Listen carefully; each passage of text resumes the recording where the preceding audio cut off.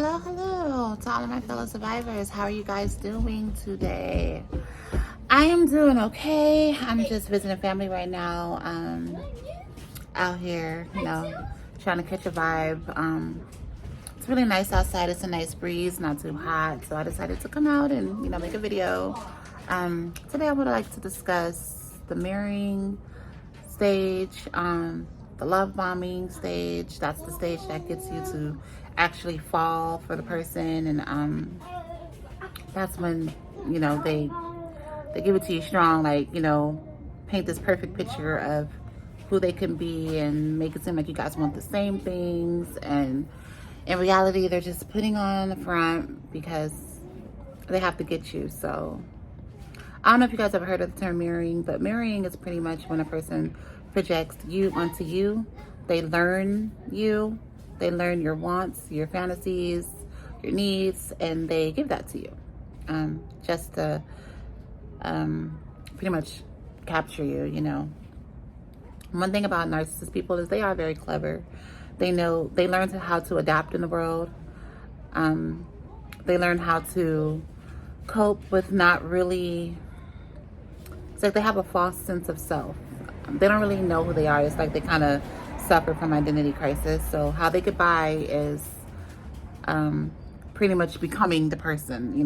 It sounds weird. I'm trying to explain it the best way I can, but it doesn't even it doesn't always have to be in a romantic situation. It can be just friendships, work environments, anything.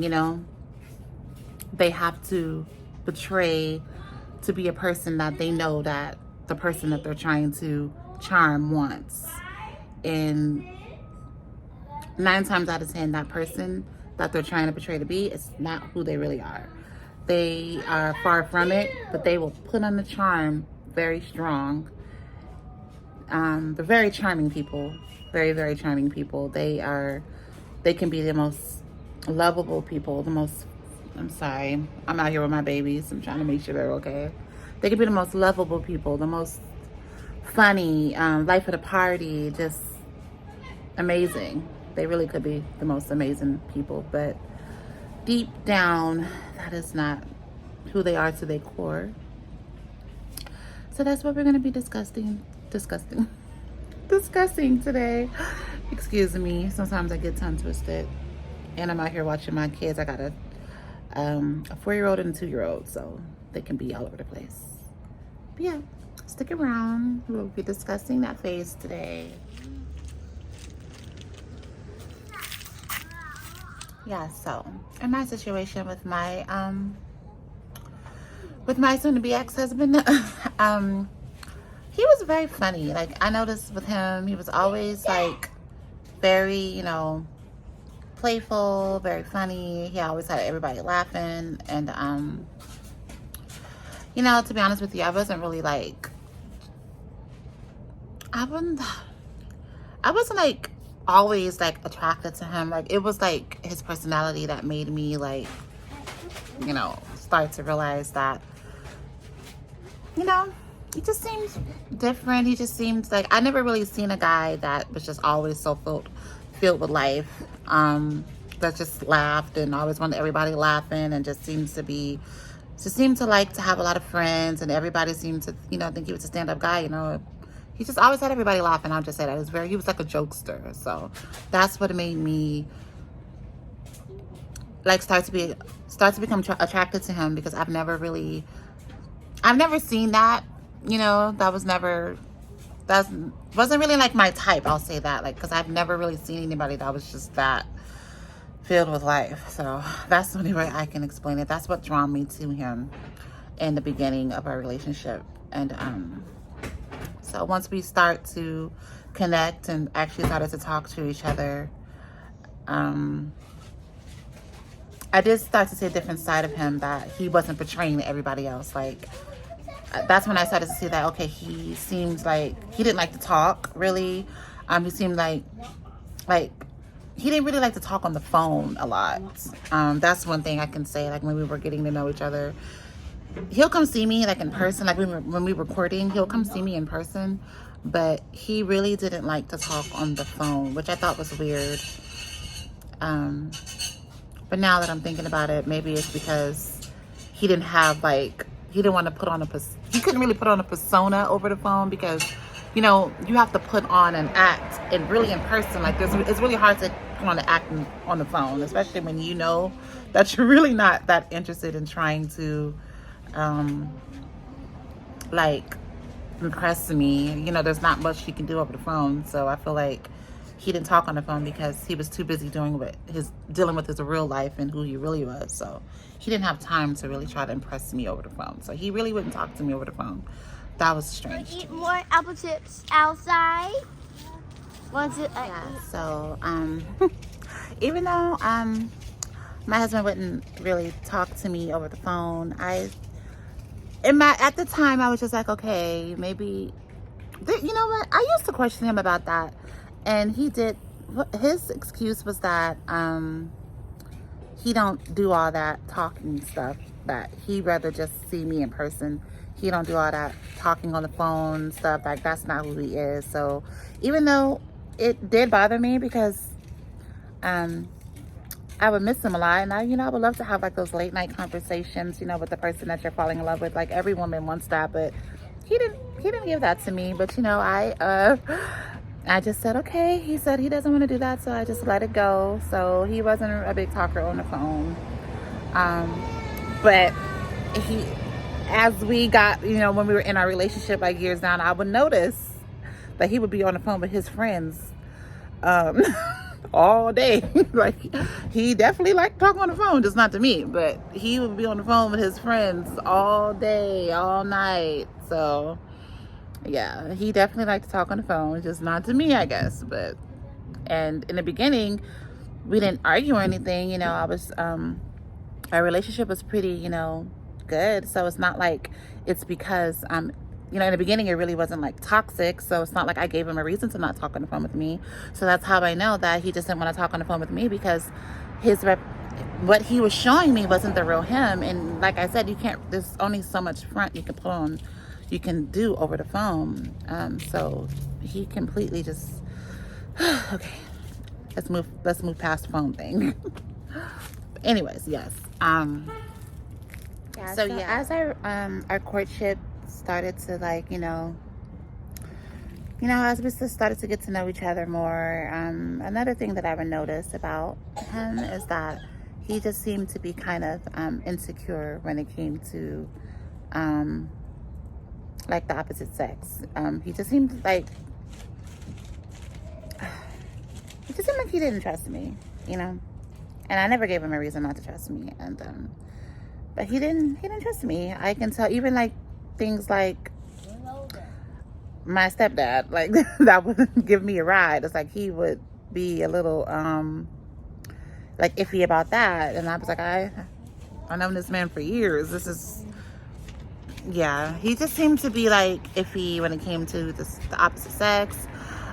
He really just, all I can really say is that there's times I felt like he didn't trust me, and at the end of the day, those are red flags that I ignored. So that, you know, that is my fault as well, you know. But I'm just explaining to you things that that happened in, like, our dynamic, you know, little red flags.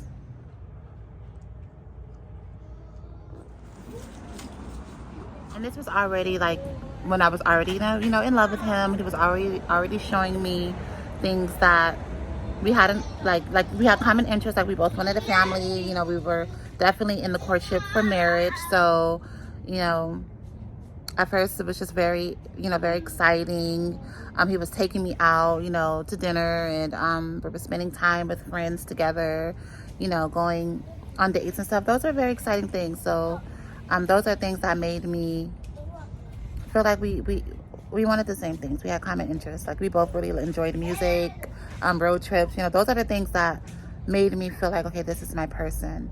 So the things that I'm explaining to you, like, are things that happened like after I was already, like, you know, I guess is the word mesmerized by him, you know, just very into him, you know, wanted to be with him. And then he'll start showing me like all these red flags that I ignored, I'm not gonna lie. But yeah, so, and I think like the dinners, the going out to eat, those things. I think that was just the mirroring, like, you know, just giving me what I wanted, just giving me what I wanted. But in all reality, he had an agenda. And I think the agenda was just to get me under his wing so that he can turn to who he really was, you know, which is just very controlling. Not that lovable. I mean, he had lovable moments, but I think deep down in his core, he was just an angry person, you know, just angry. But what he portrayed to like the world was a very happy-go-lucky, lovable type of person, but it's not really who he is. He's very angry, very angry. So when I used to try to explain to people exactly what was going on in the house, they didn't believe me because all they saw was this charismatic, sensitive man that just loved to talk. You know, that's what they seen, but inside the home, that's not who he was at all. You know, at all. Like I said, he had his moments. I mean, you know, he had his moments. Like, he would be, it wasn't just always bad, but it was just like bipolar, like up, down, up, down, up, down. Like the emotions were just up, down all the time. To the point where it's probably just hard to keep putting on a front like you are a certain kind of way when you're really not. When like you're pretending to be this family guy who's just going to work, wanting to take care of his family, but deep down there's a wild party animal in you that want to just go out and explore the world and have all these options and different women. And you know, when you're holding, you can only suppress that for so long. You know, you can only suppress that for so long. So, you know, I guess he did it for as long as he possibly could. But I think he was definitely suppressing a beast. Just this man that just wanted options and have his little gullible, loving wife at home while he's out, you know, doing what he do. That's just what it is. Two-faced it. But yeah.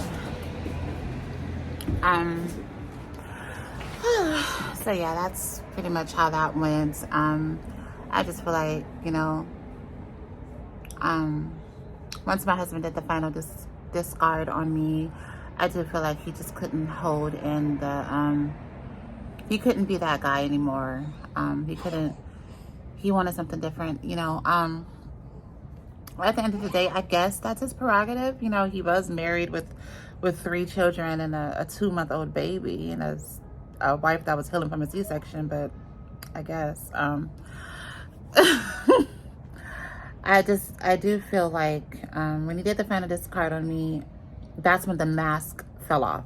The mask that he was wearing the whole time, it just fell off. I feel like, I'm not sure what was going on in his life because he spent a lot of time away from me. I was at home taking care of the kids, and you know, he said he was working, but the times when he wasn't working, I'm not sure what he was doing. I don't know what happened. I don't know, you know, who he was around. I knew one person who he was around, which was a clown, but you know, I digress. But I don't really know, like, pretty much, you know, I don't know what tempted him. You know, I really don't know every single thing that he was, you know, what was going on in his life to the point where he felt like he had to throw his wife away. His wife and his family away. I don't really know. Like, to me personally, me and my husband were together for 6 years. And I feel like, you know, there was a lot of love there. You know, as this is going on in my life, I realized that there was a lot of things about my husband that I did not know because he was wearing a mask for so long. So I feel like once he decided that he didn't want to be with me anymore, that's when the mask fell off. You know, and that's another thing that narcissists do. They like to go to the next shinier thing. They're always thinking that the grass is greener on the other side. They're never satisfied. So, you know, that's a lesson that he's going to have to learn himself, I guess, that there's some things that money can't buy. There's some things that that's just irreplaceable, you know. So when you have that kind of personality that you feel like you can just chase the next shiny thing and throw away what really matters, and throw away the people that put love into you, and time, and, you know, children that love you, you know, he's just gonna have to see as his life goes by that there's just some things that are irreplaceable. But yeah, I don't know what happened in his life, what he was tempted by, what he felt like was better than, you know, me and his family. And I don't really know, but I'm willing to bet that it's not, because some things is just irreplaceable. Think of the ring array. Think of the ring array. I know I started every sentence with, but yeah, I can't help it. What I'm sharing with you are things that happened in the beginning. My husband and I were married for 6 years, so you know, there's a lot of things that transpired in our relationship. You know, a lot of things that has happened in our dynamic. I guess that caused the big discard at the end. You know, I will take, you know, responsibility in my part to say, like, you know, I did ignore a lot of red flags in the beginning because, you know, I felt like we loved each other, and I was willing to work through it. I was willing to work through it. I accepted him from who he was, even though it was hard. You know, I didn't realize I was dealing with someone with NPD till like the middle. I guess maybe, not really the middle, maybe towards the end. I started researching, and because I knew something was wrong. You know, I knew that this wasn't right. I knew something was wrong with our dynamic. But you know, I do look back on things that I could have did better as well, as far as just not ignoring a lot of the red flags that I did ignore, as far as like him being very angry and lashing out and yelling. Seemed to be very emotional over the smallest stuff, you know. But, you know, I do wish him the best. He's the father of my children. He was, you know, my husband. So I can never find it in my heart to wish ill on him, because he was a big part of my life. And he did teach me a lesson. You know, I do feel like God put him in my life for a reason. That was teaching me a lesson. So, yeah. For those reasons, I would always, you know, I don't hate him. I wish him the best. I hope he gets the help that he needs and heal the inner child and all those things. You know, I need to heal my inner child too. You know, with me though, I'm willing to do the work as far as realizing what my issue is, as far as being like codependent and, you know, maybe suffering from some kind of abandonment issues from childhood. You know, I'm strong enough to admit that I may have those issues, and, you know, I am working through those as well. And I wish the same for him. One day he can realize that, you know, maybe something wrong. He should, you know, I hope he gets the help that he needs, because I know that he needs some. So yeah. But yeah, that's pretty much, you know, what I wanted to share today about marrying and what it can do. How in the beginning it could be just fireworks, everything is perfect. And then when that person can no longer wear that mask, you start to see the real them. But stay strong, and while life takes its course, remember to just breathe. Love you.